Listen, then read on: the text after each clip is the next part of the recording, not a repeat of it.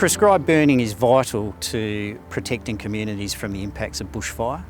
I think if you look at the recent events on the east coast of Australia, that just reinforces the importance of appropriately targeted bushfire mitigation in terms of protecting communities.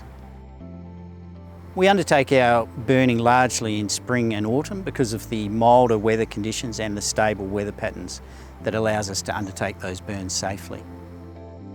Extensive planning goes into all our prescribed burning operations, and particularly in terms of our engagement with the Bureau of Meteorology. Given we're so heavily reliant on the best available weather information and the fact it's not actually a precise science, there will be times where smoke will impact on the community that is unplanned for. For people with asthma and other respiratory conditions, it's important to plan ahead. Don't wait until the prescribed burn season begins. Look at your action plan. If it's been a while since you've had it updated or you've seen some changes in your symptoms, go see your GP for a review today.